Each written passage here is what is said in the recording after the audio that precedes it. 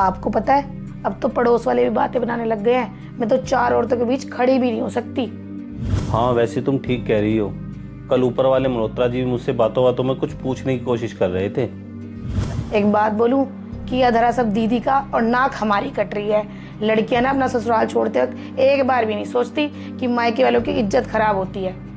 अब ऐसे थोड़ी ना काम चलता है। हमें कुछ बताती तो हम कुछ करते भी। अपना ससुराल छोड़कर यहाँ आ गई है। कोई नहीं, मैं इससे पूछता हूँ क्या बात है। कुछ ना कुछ तो बात होगी। डोली बहन, ओ डोली बहन। आ रही हूँ भैया। हाँ जी भैया, आपने मुझे बुलाया? हाँ बहन, बैठ यहाँ।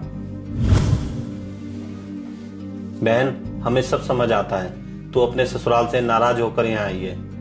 भैया आप ऐसे क्यों कह रहे हो? मैं वैसे ही इधर नहीं आ सकती हूँ। नहीं नहीं दीदी, ऐसी कोई बात नहीं है। अगर आपके ससुराल में कोई दिक्कत है तो हमें बताओ, हम बात करते हैं उनसे। हाँ बहन, तो पिछले 5 दिनों से यहाँ आई हुई है और किसी को कुछ बता भी नहीं रही है। ऐसा क्या हुआ है, हमें भी तो बता। तू हमें अपना नहीं समझती क्या? हाँ दीदी, अगर आप इन्हें नहीं बता सकते तो मुझे तो बता सकते हो। ये बात क्या है, मैं तो आपकी भाभी हूँ। ऐसे अपना घर छोड़ के आना अच्छी बात नहीं है। हाँ बहन, पिछले 5 दिन से तू यहाँ रह रही है अपने ससुराल से आके। अब तो हमारे पड़ोसियों ने भी बातें बनाना शुरू कर दिया है। भैया भाभी एक बात बोलूं, मुझे पड़ोसियों का तो पता नहीं है, पर यहाँ तो आप दोनों ने ही बातें बनानी शुरू कर दी हैं। दीदी आप कैसी बातें कर रहे हो? हम क्यों बातें सुनाएंगे आपको? आपको तो पता ही है, हम मिडिल क्लास फैमिलीज में किसी भी लड़की का ससुराल से नाराज होके मायके में आके बैठना कितना बुरा माना जाता है। हाँ बहन, हमने सबके सामने तेरे ससुराल वाले और दामाद जी की तारीफ ही की है और हमने उनसे कहा है कि हमारी बहन अपने ससुराल में राज करती है, राज। हाँ दीदी, अब छोटी मोटी कहासुनी तो सभी घरों में होती रहती है। इसका मतलब ये तो नहीं कि ससुराल छोड़कर मायके आके बैठ जाओ। हमारी भी तो कोई इज्जत है समाज में। भाभी भैया, मैं इतनी देर से आप दोनों की बातें सुन रही हूँ। अभी 5 दिन ही हुए हैं मुझे यहाँ आए हुए और आप दोनों ने बातें सुनानी शुरू कर दी और मुझे कह रहे हो कि मैं अपने ससुराल से नाराज होके आई हूँ। बहन, हम तेरे को कोई बातें नहीं सुना रहे हैं। हम तो बस तेरे से यही कह रहे हैं, ऐसे ससुराल से नाराज होकर आना सही बात नहीं है। भैया जब माँ थी मैं तब भी तो यहाँ रहने आती थी। तब तो मैं छुट्टियों में पूरे 10-10 दिन यहाँ पर लगा के जाती थी। तब तो मुझे कोई नहीं कहता था कि ससुराल से नाराज होके आई है। अभी मुझे बस 5 दिन ही हुए यहाँ आए हुए, आप सबने बातें बनानी शुरू कर दी हैं। ऐसा है बहन, जब माँ थी ना तब कुछ और बात थी। हाँ भाई आप बिल्कुल ठीक कह रहे हो। जब माँ थी तब सच में कुछ और बात थी। तब माँ मुझे फोन कर करके रुकने के लिए बुलाती थी और भाई अब तो मैं तरस जाती हूँ कि कोई मुझे फोन करे और रुकने के लिए बुलाए। बहन, हमें तेरे यहाँ आने से कोई दिक्कत नहीं है, लेकिन हम ये चाहते हैं तू जब भी अपने ससुराल से यहाँ आए तो खुशी खुशी आए, नाराज होके ना आए अपने ससुराल से। भैया भाभी, सबसे पहले मैं आप दोनों की एक गलतफहमी दूर कर देती हूँ कि मैं अपने ससुराल से नाराज होके आई हूँ। मैं अपने ससुराल से कोई नाराज होके नहीं आई हूँ, बल्कि मैं अपने ससुराल में बहुत खुश हूँ।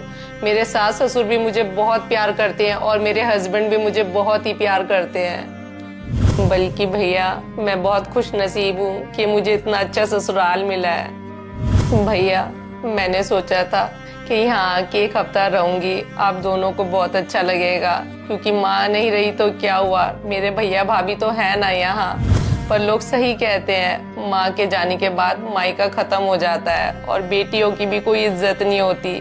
अगर माँ के जाने के बाद बेटियां मायके में आके रहती है ना तो लोग तरह तरह की बातें बनाने लग जाते हैं भैया, और लोगों को लगता है कि बेटी अपने ससुराल से नाराज होके अपने मायके आई है। भैया हम बेटियों से इसलिए अपना मायका नहीं छूटता क्योंकि इसी घर में हम पली बड़ी होती हैं और इसी घर में हमारे माँ बाप और हमारे भाई बहनों की यादें जुड़ी होती हैं और इसी घर से हमारी डोली विदा होती है। भैया हम बेटियां चाह कर भी अपना मायका नहीं छोड़ सकती। भैया भाभी, मैं अपने ससुराल से कोई नाराज होके नहीं आई हूँ, बल्कि राजी खुशी यहाँ आई हूँ।